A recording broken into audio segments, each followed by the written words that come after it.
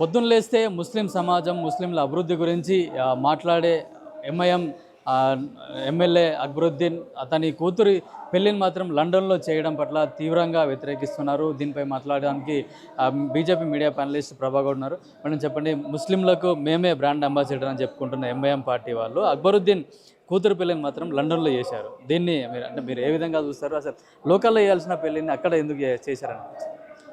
వీళ్ళ మాటలు ఎంతసేపు కూడా ప్రజలకే, వీళ్ళు చెప్పే నీతులు ఉంటాయి చూసారా, ఎంఐఎం పార్టీ అక్బరుద్దీన్ వీళ్ళు చెప్పే నీతులు ఓన్లీ ప్రజలకే వర్తిస్తాయి, కానీ వాళ్ళు సొంతంగా వర్తించవన్నది క్లియర్గా తేటతెల్లం అవుతుంది. ఆయన ఏం చెప్పాడు అక్బరుద్దీన్? పెళ్ళిళ్ళు తక్కువ బడ్జెట్లో చేసుకోండి అని చెప్పాడు, అవునా? మరి ఇప్పుడు నువ్వు ఎక్కడో లండన్లో చేసావు, ఎవరి సొమ్మది, ఎవరి డబ్బది? ప్రజల డబ్బు కాదా? అంటే నువ్వు గెలవడానికి, నీ పార్టీ టైఅప్ అవ్వడానికి, మీకు మినిస్ట్రీలు రావడానికి నీకు ఈ ప్రజల ఓట్లు కావాలి. ఏదైతే ఎంఐఎం తమ్ముళ్ళు అక్కలని మభ్య పెడతావు చూసావా, ఈ ముస్లిం సోదరులని, ముస్లిం అక్కల్ని చెల్లెల్ని మభ్య పెడతావు, అట్లా మభ్యపెట్టి వాళ్ళ ఓట్లతోనే నువ్వు గెలుస్తావు, మీరు మినిస్ట్రీలు తెచ్చుకుంటారు. కానీ వాళ్ళెవరూ కూడా నీ బిడ్డ పెళ్ళి చూడకూడదు అంత. ఎందుకంటే వాళ్ళు ఓన్లీ ఓట్ల వరకే మీరు చూస్తున్నారు. అంటే అక్బరుద్దీన్ అనే వ్యక్తి ఓన్లీ ఓటు బ్యాంక్ కోసమే వాళ్ళ నియోజకవర్గ ప్రజలందరినీ, ముస్లిం సోదరులందరినీ చూస్తున్నాడు తప్ప, కానీ లండన్లో అయ్యో ఇక్కడ మేము అక్కడ చేస్తే ఇక్కడ ప్రజలందరూ కూడా నా బిడ్డ పెళ్ళి చూడాలనుకుంటారు కదా. ఇప్పుడు ఏ నాయకుడు, ఇప్పుడు నేనే ఉన్నాను, ఒక కాన్స్టిట్యున్సీ ఉంది, అక్కడున్న ప్రజలు ఏమనుకుంటారు, ఇక్కడున్న నాయకుడి పెళ్ళి మేము కూడా వెళ్ళాలి, చూడాలి, ఎలా చేస్తాడో చూడాలి, మేము కూడా ఒక 4 మెతుకులు తినాలి అని ఆలోచన చేస్తారు ప్రజలు, అవునా కదా? మరి అలాంటప్పుడు ఆ ప్రజలకి నువ్వు ఏం సమాధానం చెప్తావు? డబ్బులు ఎక్కడి నుంచి వచ్చినాయి? లండన్లో పెళ్ళి ఏంటండి?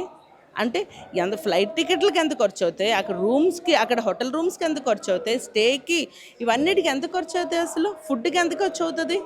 అన్ని కోట్లు ఎంత దోచుకున్నావు? ఆల్రెడీ సల్కం చెరువులోని కాలేజీ పెట్టి బాగానే దోచుకున్నావు, పైకి ఏమో మేము ఫ్రీ విద్య ఇస్తున్నామని చెప్పి మాట్లాడతావు, కానీ నువ్వు దోచుకునేది మాత్రం బాగానే దోచుకున్నావు. ఆ పేరు చెప్పి గవర్నమెంట్ దగ్గర బాగానే లాగుతున్నావు, ఈ డబ్బులతో అక్కడ పోయావు. సిగ్గు లేకుండా రేవంత్ రెడ్డి కూడా ఆ పెళ్ళికి పోయాడు. ఇక్కడ ప్రజలకి పెళ్ళికి తులం బంగారం ఇస్తాను అన్న మాట గుర్తుండదు, కానీ లండన్లో ఎంఐఎం పార్టీ అక్బరుద్దీన్ గారు పెళ్లి చేస్తే మాత్రం నువ్వు ఇక్కడి నుంచి టికెట్ వేసుకొని అక్కడ పోతావు, పెళ్లి చూడడానికి నీకు టైం ఉంటుంది. కానీ ఇక్కడ నిరుద్యోగుల సమస్యల గురించి మాట్లాడడానికి నీకు టైం ఉండదు, విద్యార్థులు ఫీజు రియంబర్స్మెంట్ చేయడానికి నీకు టైం ఉండదు, మహిళలకి వృత్తి ఇవ్వడానికి నీకు టైం ఉండదు, వృద్ధాప్య పెన్షన్ ఇవ్వడానికి నీకు టైం ఉండదు. అంతేకాకుండా ఇప్పుడు లేటెస్ట్ ఇంప్లిమెంటేషన్ ఏంటంటే, బట్టి విక్రమార్క భార్య 10% కమిషన్ ఇస్తే చాలు, ఏ రిటైర్డ్ ఉద్యోగికైనా వాళ్ళ డబ్బులు వాళ్ళకి ఇప్పించేస్తుంది. ఎట్లా చెప్పగలుగుతున్నారు మీ ఆధారాలు? ఆల్రెడీ ఒక ఆమె ఇచ్చిన ఆమె చెప్పింది కదా, మన సోషల్ మీడియాలో చెప్తుంది కదా, నేను నా దగ్గర 10% కమిషన్ తీసుకొని నాకు డబ్బులు నాకు కొంత రిలీజ్ చేశారు అని చెప్పి ఓపెన్గా చెప్పింది కదా, ఇస్తారు 10% కమిషన్స్ ఇస్తారని. అలాగే మేము అనేది ఏంటంటే, నువ్వు ప్రతి విషయంలో 10% కమిషన్ తీసుకో, ప్రజలకి చేయిపోని. ఇప్పుడు మీరు చేసేదంతా కమిషన్ దందాయే. కమిషన్ దందా చేస్తున్నప్పుడు ప్రజలు ఓట్లే కాదు, వాళ్ళు బతుకుల్ని లాగేసు, ఆఖరికి వాళ్ళ దగ్గర కమిషన్లో కూడా 10% తీసేసుకో, కానీ వాళ్ళకి నువ్వు ఏవైతే హామీలు చెప్పావో అవి నెరవేర్చు. వీటన్నిటికీ రేవంత్ రెడ్డికి టైం ఉండదు, కానీ లండన్ పోయి అక్బరుద్దీన్ బిడ్డ పెళ్ళికి వెళ్ళడానికి మాత్రం టైం ఉంటుంది. ఇక్కడ జరిగిన అవినీతిలో ఇద్దరికి ఏమన్నా వాటాలు ఉన్నాయి అనుకోవచ్చు? అందరికీ కలిసే వాటా ఉంది. ఇప్పుడు అక్బరుద్దీన్ ఉన్నాడు, ఆ మధ్య ఎంఐఎం పార్టీ వాడు ఏమని తిట్టాడు చెప్పండి? కాంగ్రెస్ పార్టీ మళ్ళీ ఎవడైనా కూడా మా బూటి కాలు నాకాల్సిందే, ఎవడైనా కూడా మా దగ్గరికే రావాలని చెప్పినప్పుడు ఒక్క కాంగ్రెస్ పార్టీ వాడైనా కౌంటర్ ఇచ్చాడా? అంత సిగ్గు శరం లజ్జ లేని వాళ్ళు కాంగ్రెస్ ప్రభుత్వంలో ఉన్న మనుషులు. మరి కౌంటర్ ఇవ్వాలి కదా, కౌంటర్ ఇవ్వకుండా సిగ్గు లేకుండా ఇలా దులిపేసుకొని మన ముఖమే తువ్వు నుమ్మేసినా కూడా రేవంత్ రెడ్డి సిగ్గు రాదు. ఎందుకు అనుకుంటున్నారు మీకు తెలుసా? ఆయన ఒక రియల్ ఎస్టేట్ బ్రోకర్ కాబట్టి. ఇప్పుడు రియల్ ఎస్టేట్ బ్రోకర్స్కి ఏంటంటే సిగ్గు ఉండదు, ఉమ్మేసిన దులిపేసుకొని వాళ్ళ పనులు వాళ్ళు చేసుకుంటారు. మన కర్మ ఏంటంటే, ఈ రేవంత్ రెడ్డికి, ఈ రియల్ ఎస్టేట్ బ్రోకర్కి తెలంగాణ ఎడ్యుకేషన్ మినిస్టర్ ఈయనే, హోమ్ మినిస్టర్ ఈయనే, మున్సిపల్ మినిస్టర్ ఈయనే, అన్నీ ఈయనే. కాకపోతే పేరుకేమో రియల్ ఎస్టేట్ బ్రోకరు. సో ఈయనకి తెలిసింది ఏంటంటే దీనికి అంత కమిషను, దానికి అంత కమిషను, ఇది ఒక్కటే రేవంత్ రెడ్డికి తెలుసు. అంతేగాని అంతకు మించి ఇంకోటి ఏమీ తెలీదు. ఆఖరి టికెట్ బుకింగ్ కూడా ఆయన చేసుకోలేడు కదా, ఎందుకంటే ఆయనకంత చదువు సంధ్య లేదన్న విషయం అందరికీ తెలుసు. ఎందుకంటే పిల్లల్నే క్రిమినల్ వేస్ట్ అని మాట్లాడుతున్నాడు. అసలు ఎస్ఐఆర్ వచ్చింది కదా, ఎనిమిరేషన్ ఫామ్ నువ్వు ఫిల్ చేసావా? నీకు వచ్చా అసలు ఫిల్ చేయడం? అప్పుడు ఎవరు క్రిమినల్ వేస్ట్? నువ్వు నీ కింద భజన బ్యాచ్. ఎవరు భజన బ్యాచ్? నీ క్యాబినెట్, సో కాల్డ్ క్యాబినెట్. వీళ్ళకి సఖ్యత లేదు, ఎంతసేపు కొట్టుకుంటారు.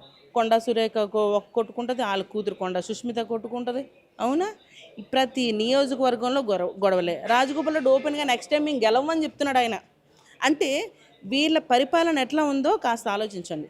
ఇవన్నిటి గురించి రాహుల్ గాంధీకి అస్సలు పట్టదు. రాహుల్ గాంధీకి ఎంతసేపు కూడా మా మోడీ గారు పీఎం అయిపోయారు, చాయ్ వాలా సామాన్యుడు పీఎం అవ్వడం ఆయనకి నచ్చదు. ఎందుకంటే నేను రాజు కుటుంబానికి చెందినవాడు కదా, అందుకని అక్కసి దొక్కుకోవడానికి ఏదో ఒక రకంగా బీజేపీని ఏదో మాట్లాడడం తప్ప కానీ రియాలిటీలో లేరు వాళ్ళు. ఎప్పటికైనా కళ్ళు తెరిచి వస్తే, కొంచెం బయటకు వస్తే ప్రజలకు కాస్త ఇంకొక 2.5 సంవత్సరాలు ఉంది. ఈ 2.5 సంవత్సరాలైనా ప్రజలకు ఏదైనా మంచి చేస్తే, ట్యాక్స్ కలెక్ట్ చేస్తున్నావు కదా. ఇప్పుడు మాలాగా మేము పెట్రోల్ మీద 10 రూపాయలు తగ్గించాం, ఎక్సైజ్ డ్యూటీ 0 చేసాం. నువ్వు రూపాయి కూడా తగ్గించలేదు కదా. మరి అలాంటప్పుడు కాస్త ప్రజల కోసం ఆలోచించి ఈ షికార్లు, టూర్లు, ఈ ఎక్స్పెండిచర్స్ అన్నీ తగ్గించి కాస్త ప్రజలకి మేలు చేసి ఫీజు రియంబర్స్మెంట్ చేస్తే పుణ్యం ఉంటుందని ప్రతి ఒక్కరం మొక్కుకుంటున్నాం. లేకపోతే ఇదే ప్రజలు నీకు రాళ్ళు ఇచ్చి, గుడ్లు ఇచ్చి, టమాటాలు ఇచ్చి, చెప్పులు దండలు వేస్తారు. అయితే అక్బరుద్దీన్ ఏదైతే తన కూతురు పెళ్ళిని లండన్లో చేసిందో ఇక్కడ ముస్లిం సమాజాన్ని కేవలం ఓటు బ్యాంకుగానే వాడుకుంటున్న తప్పించి ముస్లింలకు చేసింది ఏం లేదని చెప్తున్నారు. అట్లాగే ఇప్పుడున్న సీఎం రేవంత్ రెడ్డి అనవసర ఖర్చులు తగ్గించుకొని విద్యార్థులకు ఇవ్వాల్సిన ఫీజు రియంబర్స్మెంట్ ఇస్తే బాగుంటుందని చెప్పేసి కూడా ప్రభాగౌడ్ హెచ్చరిస్తున్నారు. కెమెరామెన్ మోహిత్తో కిరణ్ కుమార్, పల్లవి టీవీ, హైదరాబాద్.